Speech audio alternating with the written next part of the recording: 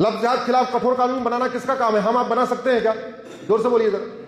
मान लो आपकी बेटी लफ्ज़ जिहाद का शिकार हो रही है, आपको पता है किसने लफ्ज़ जिहाद का शिकार किया है, आप उसको चाकू मार सकते हो क्या? नहीं मार सकते हो, लेकिन वो जेल नहीं जाएगा, आप जेल जाओगे।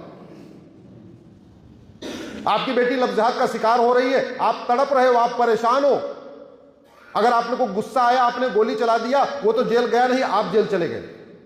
ये व्यवस्था रोकना किसका काम है? जोर से बोलिए जरा। सरकार रोक।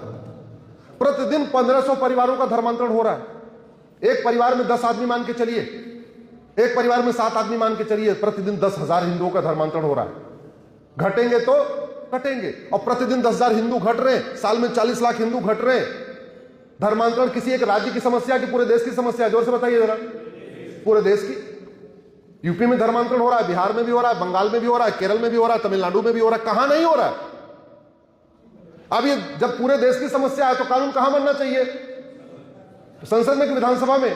संसद। आवाज उठाई क्या? नहीं। चर्चा हो रही है क्या? नहीं। आज तक समझ में नहीं आ रहा है चीन में चीन के लोगों को कन्वर्ट करने की हिम्मत क्यों नहीं पड़ती? जापान में वहां के बौद्धों को कन्वर्ट करने की हिम्मत क्यों नहीं होती? सिंगापुर के लोकल लोगों को किसी के कन्वर्ट करने की हिम्मत क्यों नहीं होती? या मैं दूसरा वाक्य कहता हूं, चीन में किसी की लफ्ज़ जिहाद की हिम्मत क्यों नहीं पड़ती? जापान में लफ्ज़ जिहाद की हिम्मत क्यों नहीं पड़ती? सिंगापुर में लफ्ज़ जिहाद की हिम्मत क्यों नहीं पड़ती? भारत में क्यों पड़ती है? हमारा कानून सड़ा हुआ है, न्याय व्यवस्था सड़ चुकी है। कौन ठीक करेगा इसको? अच्छा, हमें इसलिए सोच रहे यार हमारी बेटी थोड़ी लफ्ज़ जिहाद में ट्रैप हुई है। अरे वो तो हुई है, वो कुशवाहा जी की हुई है, तो मौर्य जी की हुई है, तो वो पासवान जी की हुई है, तो यादव जी की हुई है, हमारी थोड़ी हुई है। अरे भैया, घटेंगे तो कटेंगे, याद रखना। वो भले कुशवाहा की बेटी हुई है, वो भले पासवान की बेटी हुई है, वो भले ही वो दलित की बेटी हुई है, वो भले यादव जी की बेटी हुई है, हम कहते हैं किसी की हुई है। आपसे यहीं से 100 किलोमीटर दूर छांगुर जलालुद्दीन बैठा हुआ था। देश में 500 जिलों में उसने नेटवर्क खड़ा कर दिया। 5000 के आसपास गुर्गे पाल रखे उसने। पूरे देश में वो कन्वर्ट करता है। रेट फिक्स किया हुआ, ब्राह्मण, क्षत्रिय, अग्रवाल, जैन, माहेश्वरी, मारवाड़ी की बेटी 15 लाख, यादव, कुशवाहा, पटेल, पिछड़ों की बेटी का 10 लाख, दलित की बेटी का 5 लाख। चलो वो पकड़ा गया, क्या उसको फांसी होगी? जोर से बोलिए। नहीं, कानूनी ऐसा नहीं है। क्या छांगुर जलालुद्दीन की 100% प्रॉपर्टी जब्त होगी? नहीं, ऐसा कानून नहीं है। क्या छांगुर जलालुद्दीन की नागरिकता खत्म होगी? नहीं, ऐसा कोई कानून नहीं है। दुनिया के कई देशों में नागरिकता देने और नागरिकता लेने के लिए कानून है, और उसमें कंडीशन दी हुई है कि ये 15 अपराध करोगे तुम्हारी सिटीजनशिप खत्म हो जाएगी। चीन में है, जापान में है, सिंगापुर में है, कई देशों में है। उन्होंने सिटीजनशिप के लिए कानून बनाया और उसमें लिखा हुआ है कि तुम भले इस देश के नागरिक हो, अगर तुमने इस 15 अपराध में से कोई अपराध किया तो उसके बाद तुम्हें सजा तो होगी, तुम्हारी सिटीजनशिप खत्म हो जाएगी। इस देश में आतंकवादियों की सिटीजनशिप खत्म नहीं होती। चलो लफ्ज़ जिहाद, लैंड जिहाद तो छोड़ दो, घुसपैठ छोड़ दो, धर्मांतरण छोड़ दो, इस देश में किसी की सिटीजनशिप खत्म ही नहीं होती। क्यों? हमने कानून ही नहीं बनाया सर। कानून बनाना किसका काम है? जोर से बोलिए जरा। और पूरे देश में सिटीजनशिप के लिए कानून कहां बनेगा? संसद में। बना ही नहीं, बना नहीं, आवाज उठाते नहीं। बोलना पड़ेगा भैया, ये देश अगर ऐसे ही चलता रहा तो 25 साल के बाद यहां रहना मुश्किल हो जाएगा। मैं आपको डरा नहीं रहा हूं, आपको धमका नहीं रहा हूं, लेकिन कड़वी सच्चाई बता रहा हूं। कभी राजा रणजीत सिंह ने सोचा नहीं होगा पंजाब के 2 टुकड़े हो जाएंगे? हुए कि नहीं हुए? राजा शशांक ने नहीं सोचा होगा बंगाल के 2 टुकड़े होंगे? हुआ कि नहीं हुआ? कभी वीर सावरकर जी ने, जो हमारे स्वतंत्रता संग्राम सेनानी थे, उन्होंने कभी सोचा होगा भारत के 2 टुकड़े हो जाएंगे? हुआ कि नहीं हुआ? हुआ।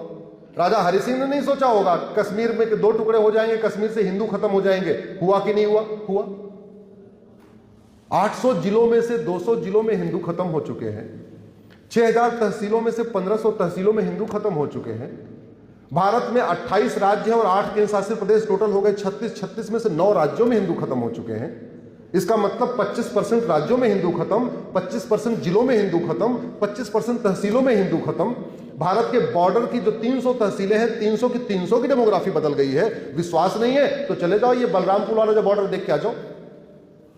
मैं तो पूरे देश भर के जितने बॉर्डर है, मेरे कार्यक्रम होते रहते हैं, मैं बॉर्डर पे कार्यक्रम उन जिलों में होता है मैं देख के आता हूं क्या पोजीशन है। मैंने आसाम का बॉर्डर देखा, उड़ीसा का बॉर्डर देखा, त्रिपुरा का बॉर्डर देखा, आपके गोरखपुर वाला बॉर्डर देख के आया जो सहजनवा वाला आगे वाला है, या आपके बलरामपुर वाला बॉर्डर देख लो। और डेमोग्राफी कैसे बदल रही है, इसके लिए आपको अपने जिले से बाहर नहीं जाना। एक काम करो, अभी लोकसभा का चुनाव हुआ था 2024 में, हर चुनाव के पहले वोटर लिस्ट अपडेट होती है। 2024 में लोकसभा चुनाव हुआ था, 1999 में भी लोकसभा चुनाव हुआ था। यानी वर्तमान वोटर लिस्ट और 25 साल पुरानी वोटर लिस्ट को कंपेयर करके देख लो, आपको समझ में आएगा अयोध्या की डेमोग्राफी कितनी बदल गई। आप लोकसभा में कई विधानसभा आती है, बड़ी है, उतना भी नहीं करना। एक काम करो, अपने विधानसभा की वर्तमान वोटर लिस्ट और 25 साल पुरानी वोटर लिस्ट कंपेयर करके देख लो। और वो भी नहीं करना, अपने वार्ड की वर्तमान वोटर लिस्ट 25 साल पुरानी वोटर लिस्ट कंपेयर करके देख लो। आपको समझ में आएगा आपके वार्ड की डेमोग्राफी बदल रही है, आपके विधानसभा की डेमोग्राफी बदल रही है, आपके लोकसभा की डेमोग्राफी बदल रही है, आपके पूरे जिले की डेमोग्राफी बदल रही है। और जब डेमोग्राफी बदल रही है तो खतरा बढ़ेगा कि घटेगा? जोर से बोलिए जरा। बढ़ेगा। पहले एक बाबर थे, हर जिले में बाबर पैदा हो रहे।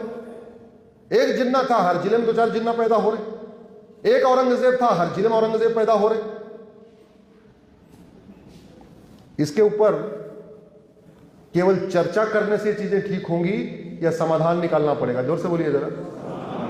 और समाधान मैं आपको बता दूं, केवल और केवल नियम और कानून है। समाधान बदलने का एक ही तरीका है, नियम कानून बदले जाएं, दूसरा कोई तरीका नहीं। और एक बात पूरी जिम्मेदारी के साथ मैं आज अयोध्या की पवित्र भूमि से कह के जा रहा हूं, जिन नेताओं के भरोसे आप बैठे हैं, 25 साल के बाद आपकी बहन बेटी बचाने नहीं आएंगे। आप जिन नेताओं के भरोसे बैठे हैं, 25 साल के बाद ये आपके मकान, दुकान, खेत खलिहान बचाने नहीं आएंगे।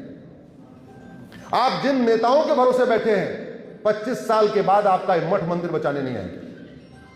जिन नेताओं के भरोसे बैठे हैं, 25 साल के बाद ये आपके काम नहीं आएंगे। लेकिन जिन कानूनों की बात मैं कह रहा हूं, अगर ये बन गए, आपकी 25 पीढ़ियां सुरक्षित रहेंगी, ये मैं गारंटी के साथ कहता हूं।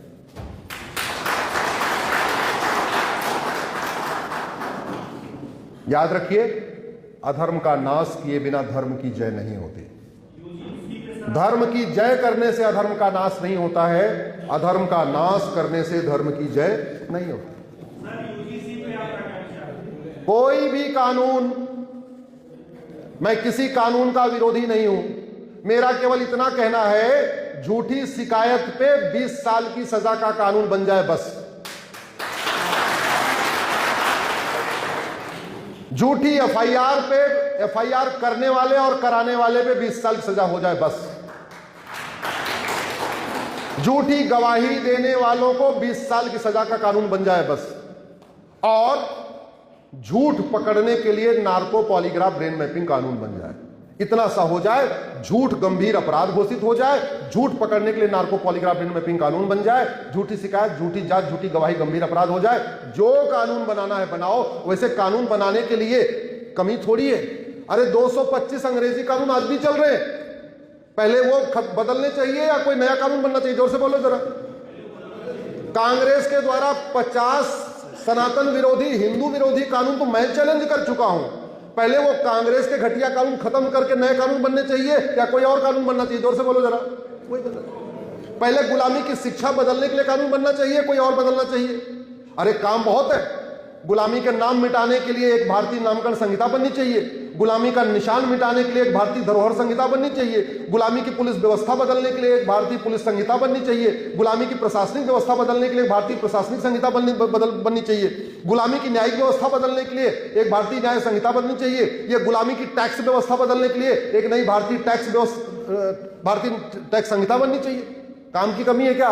काम बहुत है, इसलिए मैं कहता हूं। और काम चलो ठीक है, जो कानून बने, मैं तो एक ही मांग करता हूं, झूठ को जघन्य अपराध घोषित करिए, झूठ पकड़ने के लिए नार्को पॉलीग्राफ ब्रेन मैपिंग कानून बनाइए।